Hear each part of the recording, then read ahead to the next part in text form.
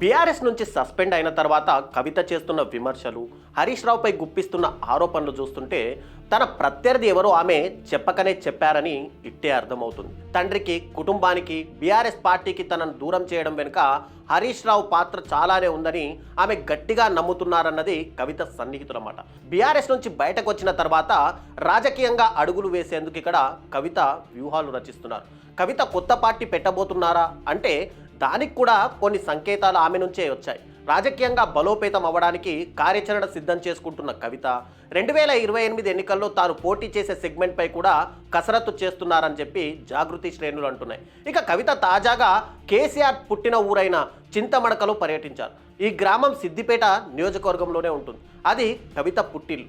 తాను పుట్టిన గడ్డ నుంచే తన సరికొత్త రాజకీయ ప్రస్థానాన్ని ప్రారంభించేందుకు కవిత సిద్ధమవుతున్నట్లుగా జోరుగా ప్రచారం జరుగుతుంది. కవిత చింతమడకలో చేసిన వ్యాఖ్యలే అందుకు నిదర్శనం. సిద్దిపేట ఎవరి జాగీరు కాదని కవిత చేసిన వ్యాఖ్యలు హరీష్ను ఉద్దేశించి అని చెప్పాల్సిన పని లేదు.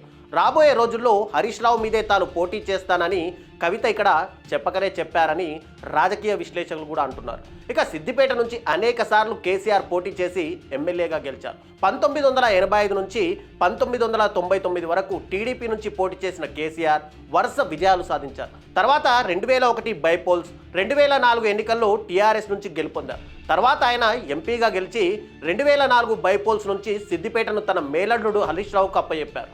అక్కడి నుంచి మాజీ మంత్రి హరీష్ రావు వరుసగా 6 సార్లు గెలుపొంది ప్రస్తుతం సిట్టింగ్ ఎమ్మెల్యేగా ఉన్నారు. అంటే సిద్దిపేట కేసీఆర్ ఫ్యామిలీ అడ్డాగా మారిపోయింది. ఒకప్పుడు కేసీఆర్, తర్వాత హరీష్ రావు సిద్దిపేటలో మరో నాయకుడికి ఛాన్స్ ఇవ్వలేదు. ప్రస్తుతం సిద్దిపేటను హరీష్ రావు అడ్డాగా మార్చుకున్నారనేది తెలిసిన విషయమే.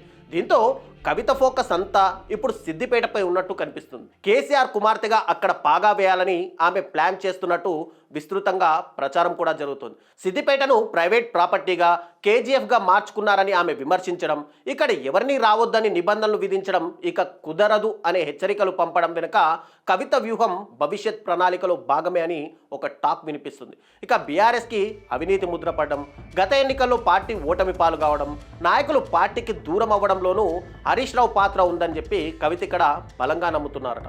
అందుకే హరీష్ రావే టార్గెట్గా కవిత వ్యూహరచన చేస్తున్నారట.